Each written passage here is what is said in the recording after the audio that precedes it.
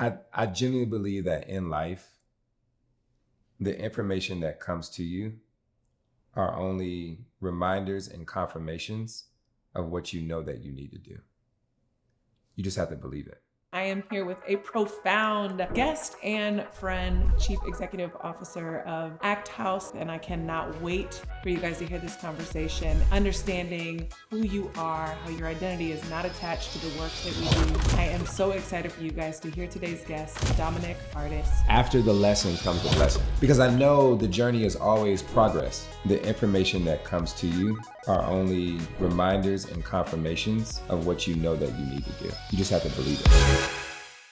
What's up, y'all? Welcome back to another episode of Rich in Real Life. I am your host, Jessica Hurley, and I am here with a profound guest and friend. He is the Chief Executive Officer of Act House in Tulsa, Oklahoma, a entrepreneur and startup accelerator for founders. They are doing incredible work, and we're also here to talk life. Like, this is definitely a friend and someone that I talk a lot of life and walk through a lot of life with. And I cannot wait for you guys to hear this conversation and just owning a lot of your weaknesses, understanding who you are, how your identity is not attached to the work that we do, how helpful it is when we learn to let go, that we don't have to be married to some of our ideas and some of the things that we do, and just a word.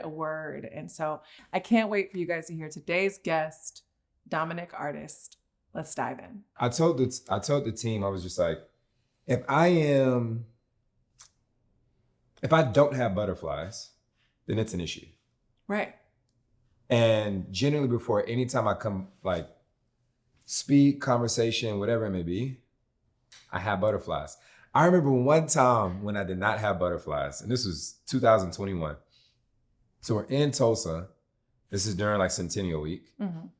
And there was one speech that I gave during Centennial Week that was pretty memorable. Mm-hmm. And I there was no prep for it. Literally, they told us, hey, you'll come, just say what Act House is, and like life will be great. Right. And I was just like, okay.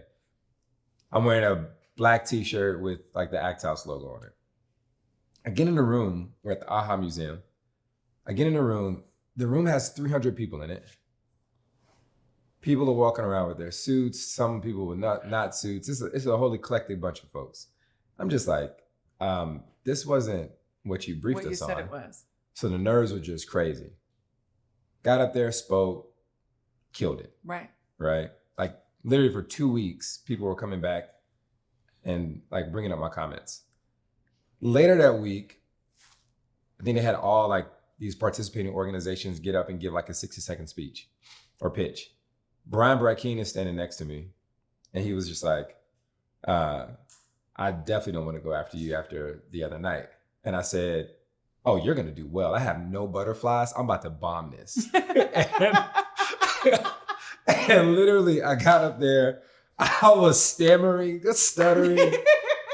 If that was an indicator of how we would do 3 years from now, like with the accelerator in Tulsa, we would, it would have been horrible, right? But like, I think the reality is, I don't know, just, it's you, I got to prepare, But isn't there something to be said about being authentic in a place where we're like prepared to be performative?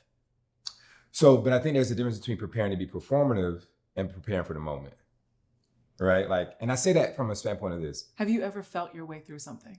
Yeah, every day. So it's the same thing. It is. Can you over-prepare for the feeling, though? Well, I think you can over-prepare. Because I've walked in a room before with cue cards and been like, fuck this, and put it down. And 1,000%, right? Let's go. But I think but over-preparing, in my humble opinion, is, hey, I've prepared, I'm sticking to my game plan, and I'm not letting go of it, right?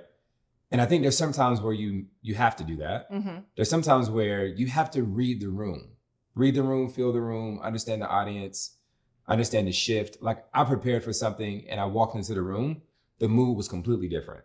Right. Right. And now I got to feel my way through switching this out. I have to feel my way through it. I have to probe people. Right. Like, get a sense of where everybody is, change the game plan up. And I look at it all as modular. I'll give you an example. This is recent, and I have many examples on this, but I'm just going to use a recent example. In December in Accra, Ghana, and how all this emerged was I was in Miami for Art Basel.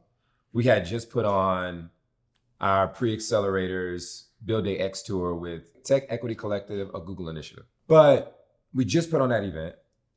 In between, before we did the no pressure pitch competition, which we usually host in Inglewood. I saw it, I was there. Right. Mm-hmm.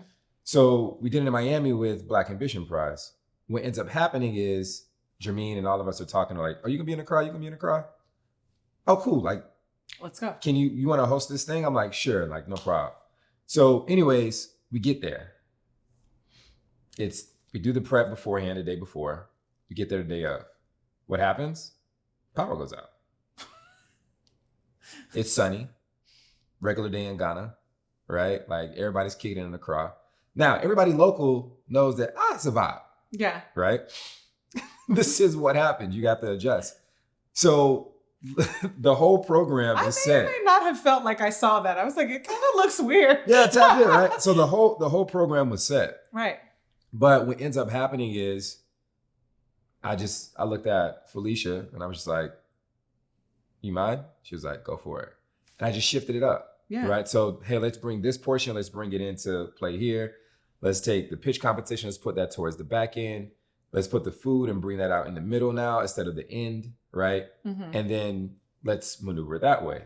And it gave operations time to troubleshoot on the power. Mm-hmm. It gave us time to keep the crowd engaged. Yep. Have the crowd be fed. Right. Because people are sitting in the heat and need something to eat. And I'm not intending to rhyme, but it just came out that way. But I think it's just you prepare, but you look at if you prepare, and I think this is like the evolution of the practice of preparation. The practice of preparation. If I look at things as like a plan, and this is it. Right. But I look at the plan and then understand it's like modular components. Mm-hmm. Then I can change and rearrange, and now I'm focused on timing instead of time. Got it. Right? Yep. And generally, like, that's just how I've looked at life. Right. I used to be the plan. This has to be the plan. We already have a plan. We already have a plan. But you don't even know whether it's going to work. You don't know it's going to work, right? But I put all the time, resources, energy into the planning. Yeah. So nobody can tell you, even if they do tell you, like, hey, the plan might not always work. Immediately, if you're early in your journey, yeah, you're going to take that as somebody's doubting me. They don't believe in me. And you need to look at that camera when you say that. Yeah. For the folks that are just starting out. Me, they don't believe in me. But the reality is they're just talking from some level of experience. Now, and you may discern that like, hey, this person has no belief in me whatsoever. And that's fine. Right. And so, not required, honestly, of my journey. Exactly. But I think the thing is that once you go through, you learn, you test, you iterate, you bump your head, you sit still, you reflect, like you observe. Then you just recognize like this stuff is modular. Yeah. Right? Yes. Today is today. These are the things that I want to accomplish in today. But now I just need to focus on like the right timing point in the day till I go after. And you don't know what's going to happen. Your flight could be delayed. Yeah. Like there's just real realities of life, uncontrollables.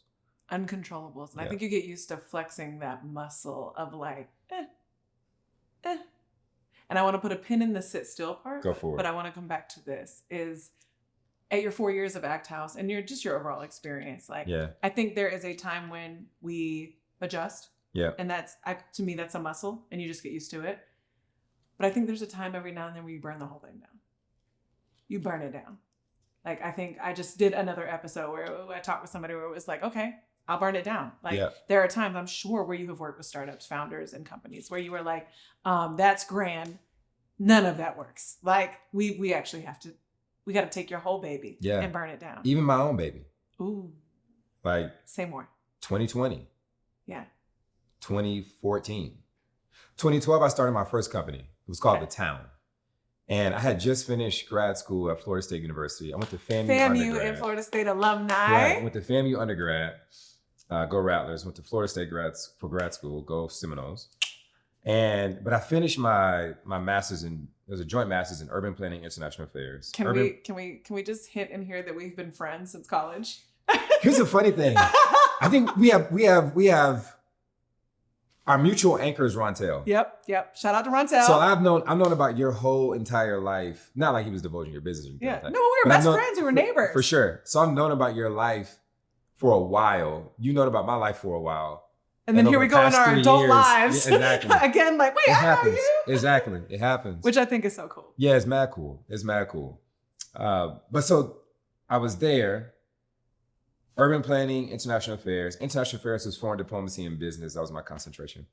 And urban planning, it was citizen engagement technology. Did a lot of like graduate school research.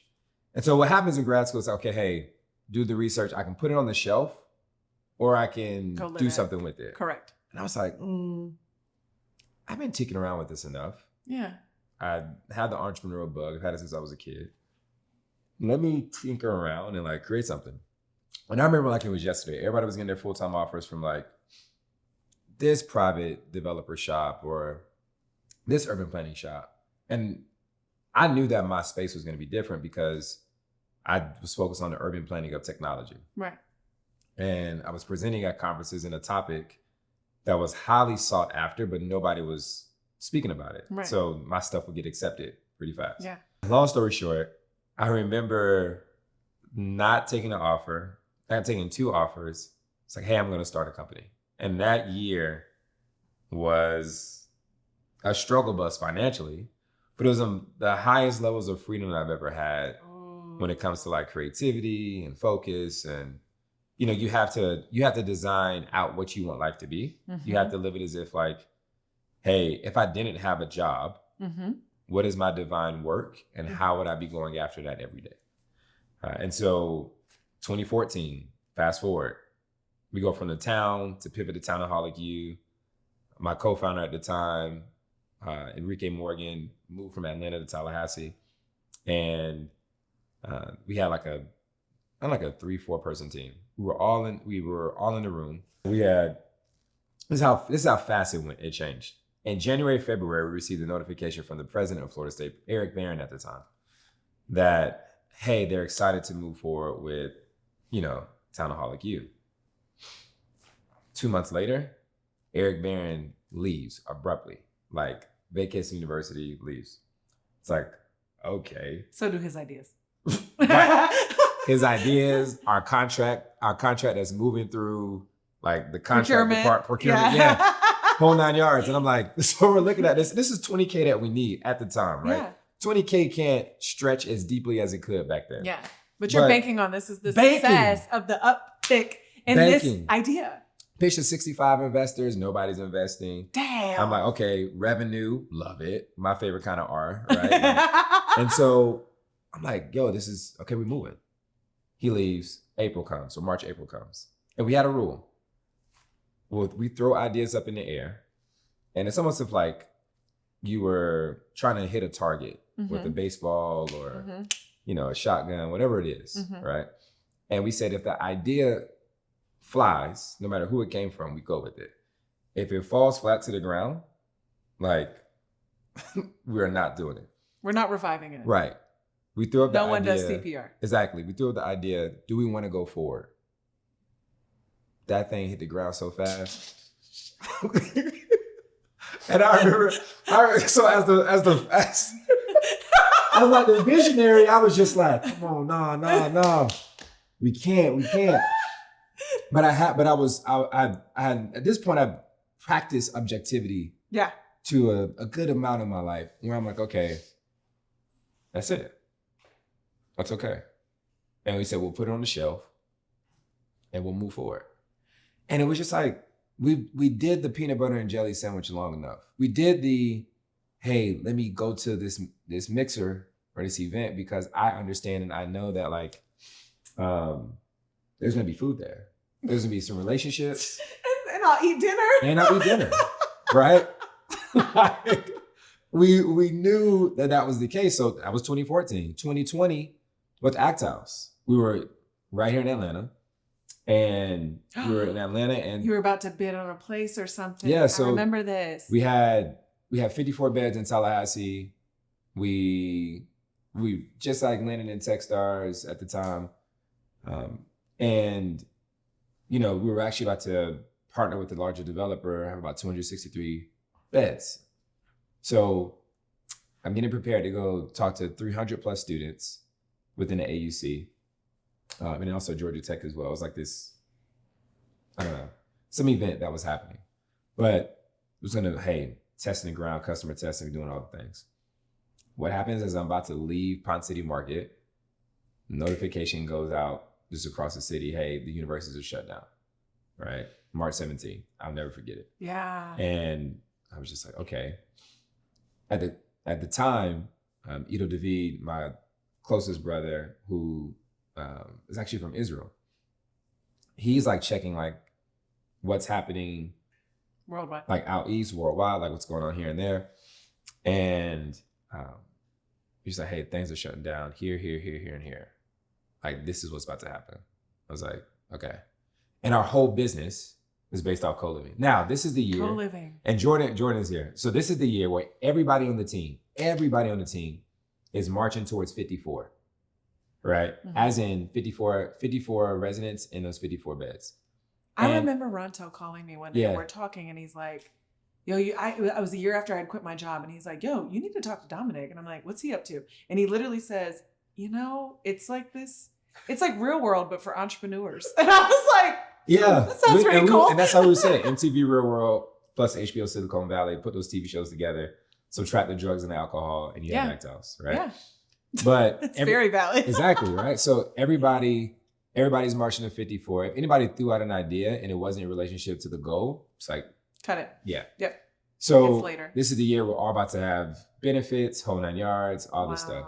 But we had to stop. It burned. The world stopped. So I think you have to be willing to let go, right? Because if you can let go of the baby and not try to coddle it and all these things and let it fall as it walks, it's going to learn how to get back up.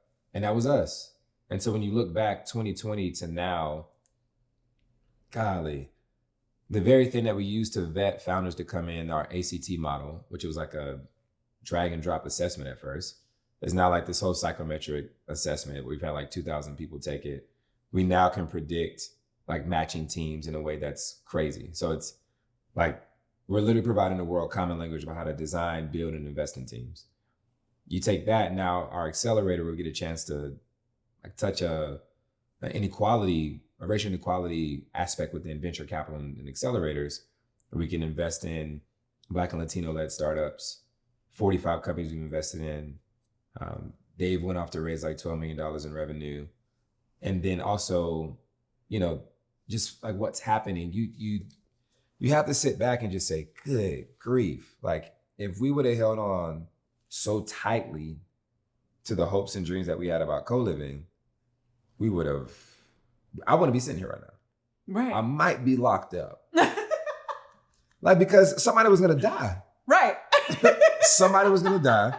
That's my second second failed idea. Yeah, we're doing co-living. Right. So this is 3 people, 3 beds, 6 people in a house. Not 3 people, not 3 beds, 3 baths, like 3 people. It's like 336. So it's a different ball game. And like, is that model great? Yes.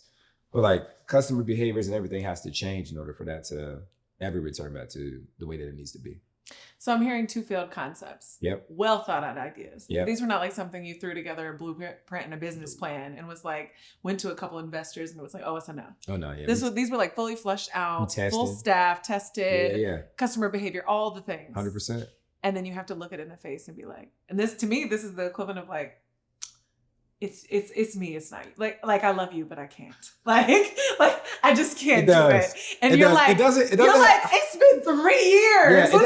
Yeah, it doesn't have the toxic nature to it like that, but it is, right? And I think, how do you let go and not riddle yourself with like, do I know what the fuck I'm doing? You have to have a personal practice of it. Yeah. Humbly speaking. Yeah. Right? Like internal deposits become external manifestations. Yeah. So if my daily walk or weekly rhythm doesn't reflect a grand opportunity for me to look in the mirror own what I need to own, address what I need to address, laced in community that can be able to speak to my dead parts or my happy parts or, the areas where I'm strong and weak, to be reminded of that. For me, it's a spirituality in Christ, like having something that is higher than what people would say, like, oh, Dom, but you're not doing what that dude's doing. You're fine, right? Like the horizontal comparisons and competitive politics about, is this person doing better in life compared to this person? It's like everybody has their own thumbprint. Yeah. Like think about it, it's 8 billion people in the world, but you are the only one with your thumbprint. Yeah. Like how unique, how special, like how rare is that? And I think when you can embrace that and make it a discipline in your personal life, it's easy for it to happen in your life of purpose, right? Or your professional life, however you want to characterize it. And I think that's just been a difference maker for me. But it's one, as you advance in it, you now start to lead and teach in it. And then when you lead and teach in it, there's just a higher level of responsibility. Yes. And a higher level of accountability that comes. So the very thing that I'm talking about with you right now, I know from just patterns in my life that within the next hour, 2 hours, or maybe 5, a lesson is going to come around for me to then emulate what I said. Exactly. Ooh, that's good. And it's real, but that's just practice awareness. Yeah. Oh, that's good. Yeah. Yeah. If people picked up on that alone, that like say it out of your mouth. Yeah. And you better watch the universe hand deliver a lesson. It's real. On your front doorstep. It's real. That will be like, I heard what you said. Yeah. But do you actually do that? Exactly. Are you actually going to behave that way? Exactly. Are you actually going to handle that way? Yeah. How do you feed that version of you?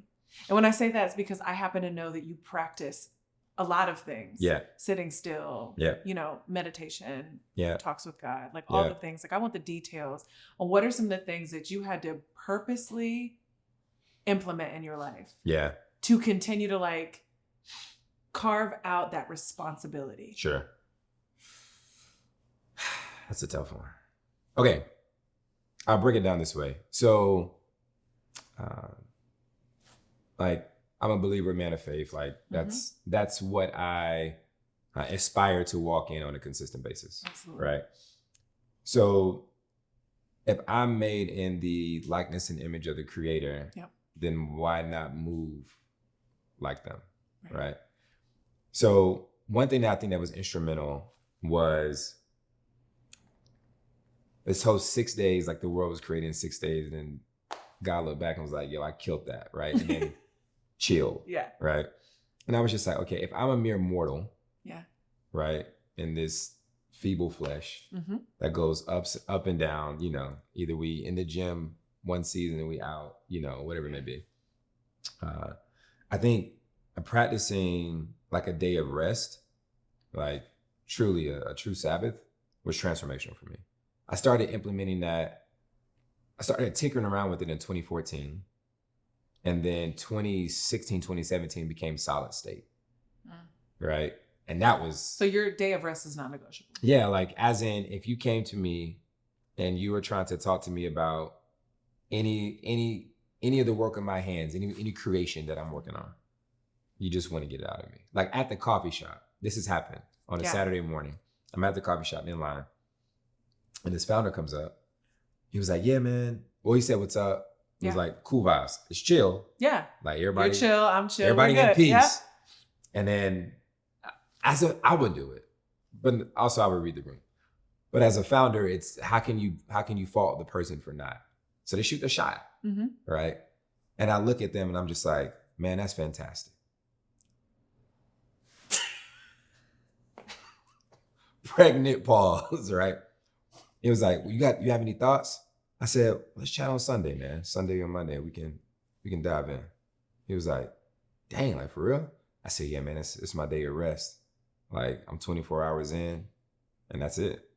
Like sun up, sun down, and that's it, And he said, all right. He didn't get it at first, but as he's observed me more, he's like, okay, I get it. I get it. Right. As he's like gone off in his career and like flourished. Yeah. He's like, okay, I get it. So I think that's been key.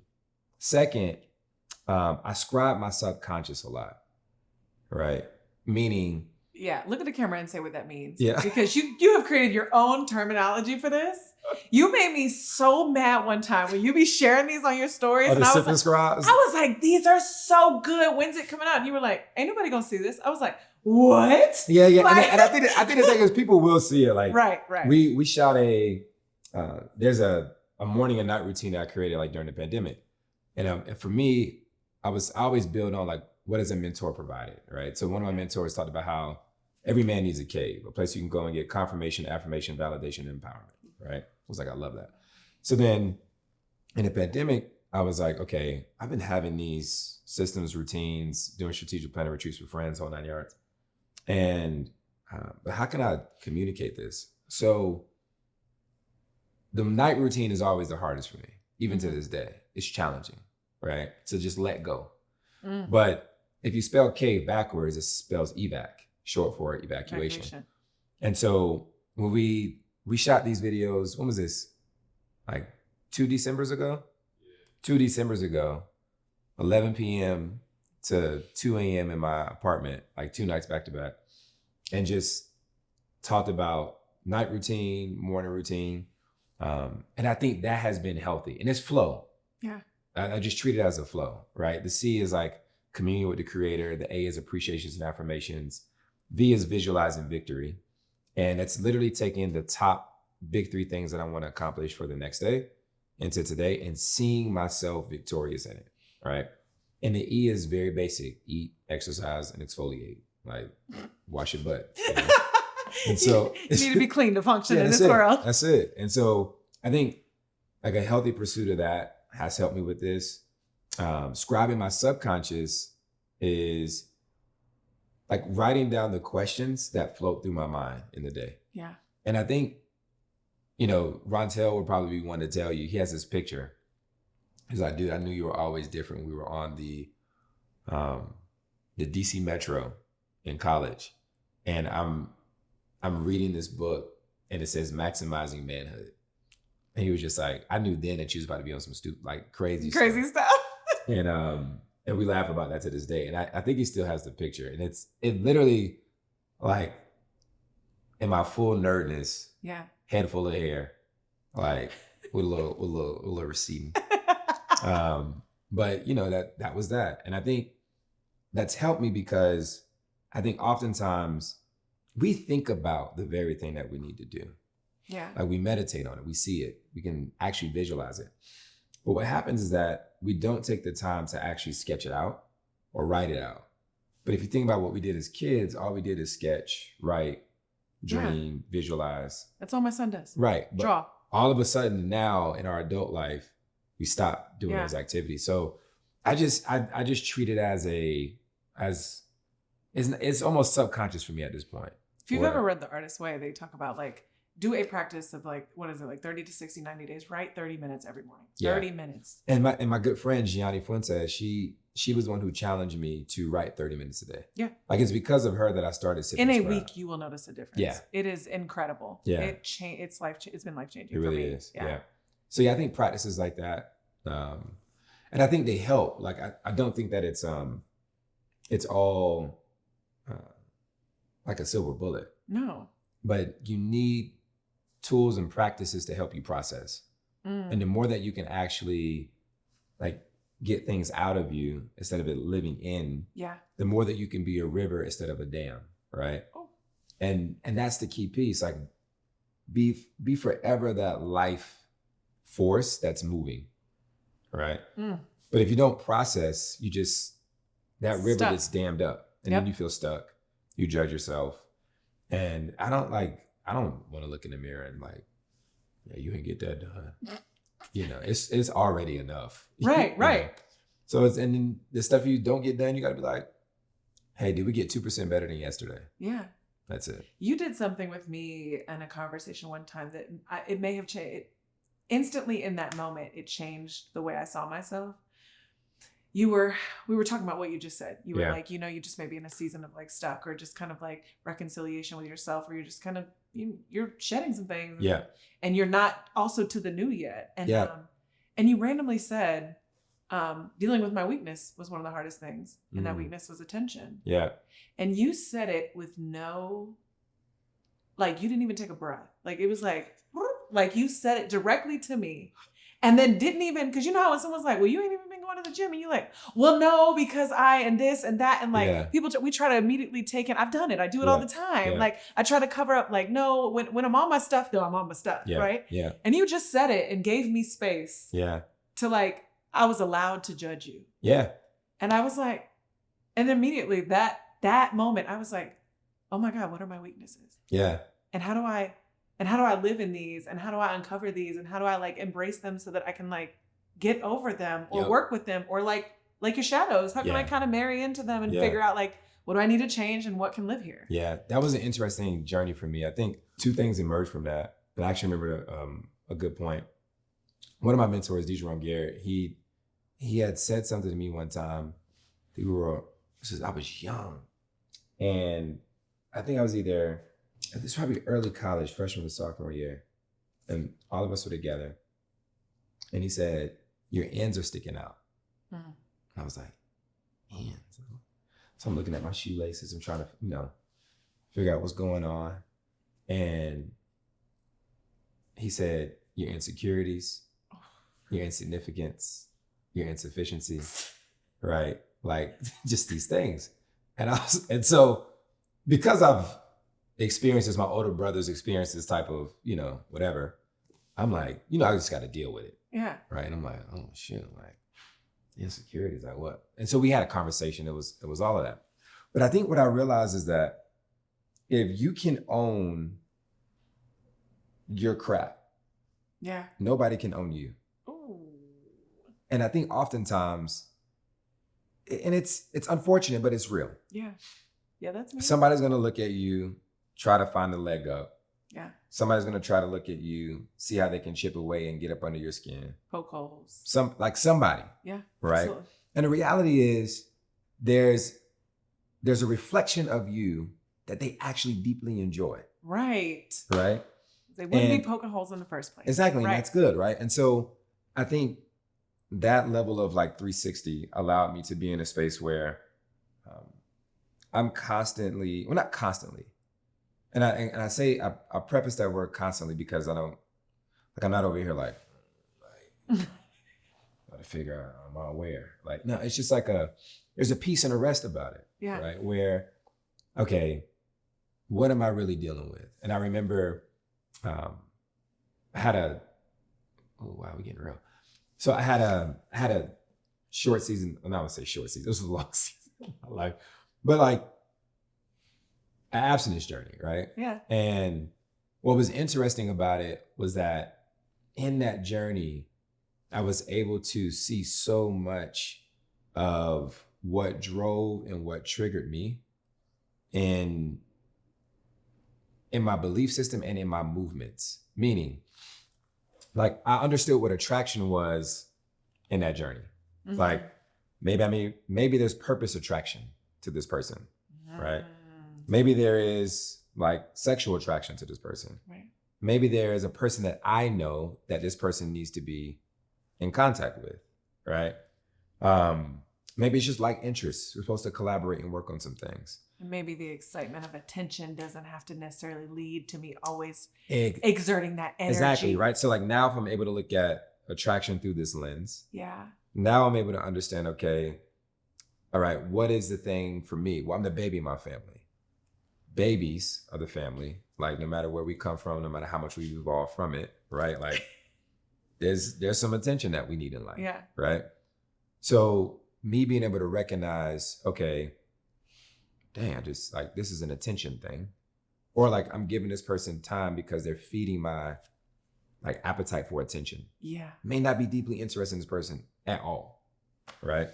And I think after, like, if you go through the journey, you bump your head a couple of times and you recognize, like, I think it was probably 2017 or 2018. I think that was a big realization. There was a friendship that kind of went gray. And I was just like, dang. And it ended. Wasn't happy about it. But I told myself, I was just like, I can't have no more gray areas in my life. particularly in that space. And it helps. And so I think it helped me as a man navigate like life and business and friendships. You get a chance to truly you set values for yourself that can evolve and morph, but they're an anchor when you feel a little bit untethered. So yeah. I want to be very clear that you will be back because you and I could go. We could go. Yeah. So I want to wrap with this. Okay, go for it. All of these experience, like you are literally a culmination of your experiences. Yeah. Like it's very clear. Like Yeah. the work that you've put into yourself, the things that you've been able to honor and Yeah. see and embrace, what others would call failures, you Yeah. know, falling flat and Yeah. you being like, damn, okay. And I'm cool with the L. Cool with the L. Yeah, Like it's a loss. it's a loss. And it's cool. Yes. But I get the lessons from them. Expensive lessons. Right. And, right. and it happens. Yes. It happens, right? But like the lesson is what mentor told me this. But not even mentor, I can't even call him that. But he said something to me. He said, after the lesson comes the blessing. Yes. And I was just like, okay, where's this? So for me, I'm like, where the lessons at? Yeah. Like, let me get to the lessons ASAP. Faster. Right? Spin the block. Yeah, Run me through them. Exactly. And let me write them down. Okay, cool. Yep. Let me study them. Let me meditate on them. Because I know the journey is always progress. And so if I have that in my mind, I just need to capture what I need to capture and then Carry on. Keep going. So, I think I'm coming back today. I need to come back today. Come back to what? Today. You do. Yeah. You do. We need to finish this. We need to finish this. So end this with this, even Yeah. if this is part 1 to part 2. Done. what all that experience, what has Rich in Real Life become to you? Reflections. I genuinely believe that in life, the information that comes to you are only reminders and confirmations of what you know that you need to do. You just have to believe it. And once you can actually believe it, that's key. For me, my auntie says this, Auntie Elsie. She says, I asked her, I was going after a big project, lost like crap ton of money on it. And when I was going after it at first, she said, I asked her, I said, how do you do things at this level and you don't flinch? She said, she's from Nigeria. She said, Sir Dominick, I know who butters my bread. And when she said that, it hit home. It was just like, God is the one who butters my bread. Like, he's the one, if he's taking care of birds out here in the streets every day, and he spent time and intentionally crafted me and focused, right? Like, I'm good. I'm good. So having that like rock steady belief and like paying attention to what I'm hearing from heaven, but also having honor, reverence, and respect from what I'm hearing on earth, right? Provides the reminders, the notions that provide confirmation to which I have been exposed to, or provide deep awareness to what I haven't come to know yet. And that's it for me. Whether this was part 1 or one of many, Dominick, thank you. Thank you, man. Thank you. It's always a word. I appreciate you. I appreciate you. I Thank you. appreciate you.